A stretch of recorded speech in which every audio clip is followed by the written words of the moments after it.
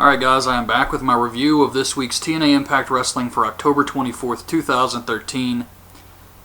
And this one started off pretty good. You got Dixie Carter in the ring.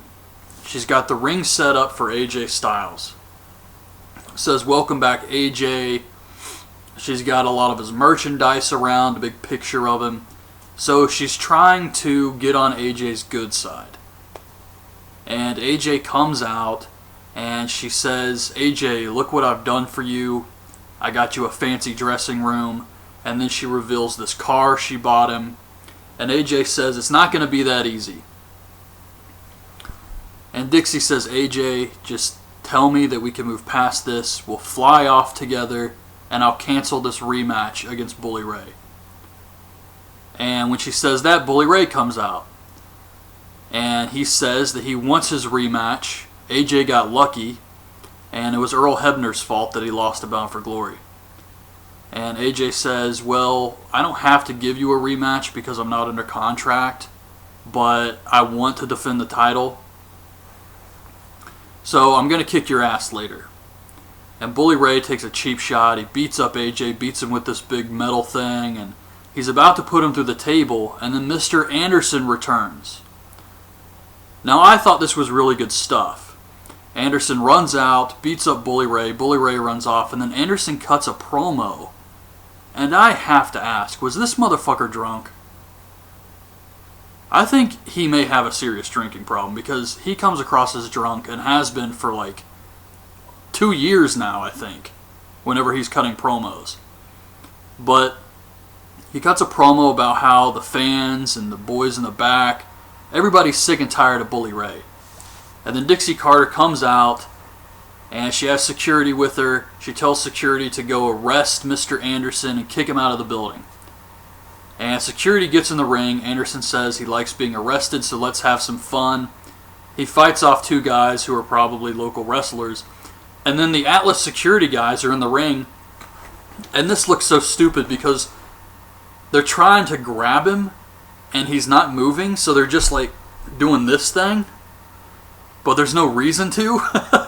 And then Anderson just gives up and lets them handcuff him, and he leaves. Gail Kim with Lady Tapa and her tag partner Brooke Tessmacher versus Velvet Sky and ODB. And this was pretty short stuff here. Velvet gets the hot tag. Gail Kim distracts the referee. Lady Tapa gets in the ring, lays out Velvet with the big boot. Gail covers her, gets the win. Then we see the Bromans.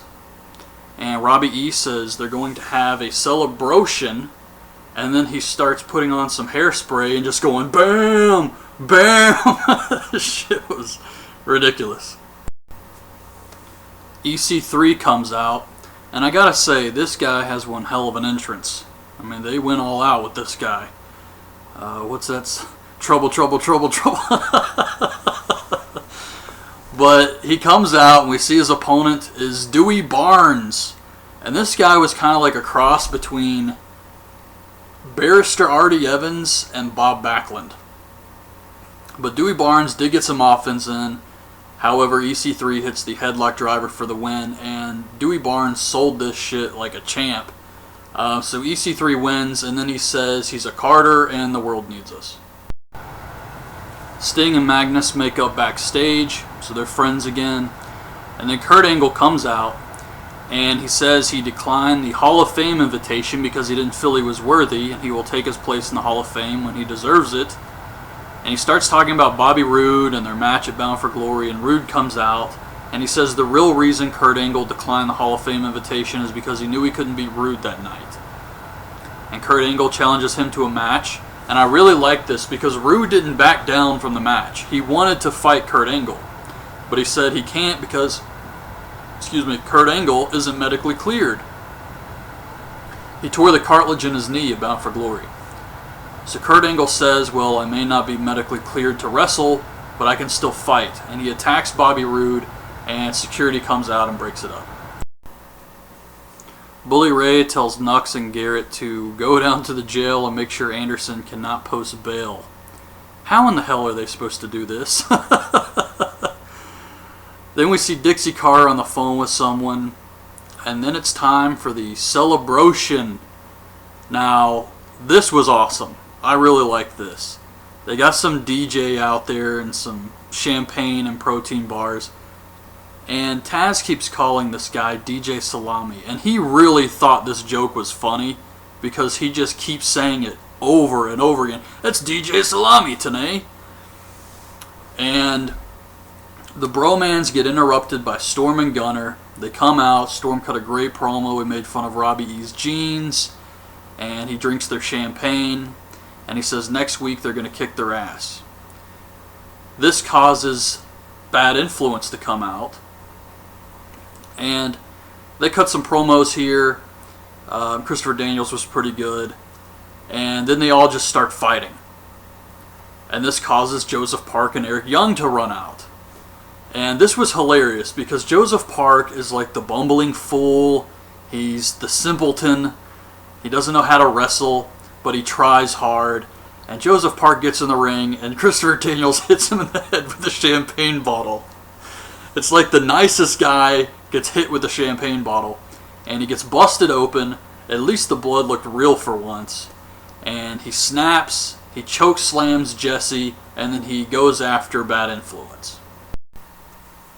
It's Bully Ray versus AJ Styles for the world title. Match was okay. AJ took some sick bumps here, but eventually the ref takes a bump. AJ makes Bully tap with the calf killer, but the ref's out. So Bully hits him with the chain, hits him with the diamond cutter. AJ kicks out, and Bully grabs the chain, and then Mr. Anderson runs down. And he pulls Bully's head across the ropes, and AJ rolls him up for the win. And Bully and Anderson start fighting with each other. I originally thought that Nux and Garrett would end up being the guys who posted Anderson's bail. But when Anderson came out, he still had the handcuffs on his wrist. So I don't know what the hell happened with that. But Bully and Anderson are fighting, and then Dixie Carter comes on the Titantron, or the screen, and says that she's got a contract for AJ, tells him to stay in the ring. She comes out. She says AJ can sign this contract, he can get the car. It's going to be more money than he's ever made in his entire career, and he just needs to really think about this. So AJ says, wow, this is a lot of money by a horrible human being. Someone who's made their fortune on the blood, sweat, and tears of others, made their millions, bought new cars, and he wipes his ass with a contract. And he says he's taking her world title, and he's giving it back to the fans. And then as he's leaving, he takes the car keys and says, I'll drive your car. And then he walks to the back, gets in the car, and drives away. Few questions I have about this. What does AJ want from Dixie? Is it just to torture her? And he was out there saying Dixie's a horrible human being, she's made all this money. What the hell is he talking about? TNA loses money, if anything. So what exactly did Dixie do that really just pissed AJ off to the point that he wants to make her pay and is willing to turn down tons of money and all of these things she's throwing at him? Like, what did she do? I don't really understand the storyline here. So that was TNA this week. I thought it was, I have to say it was an average show, because what was that, like 3 matches?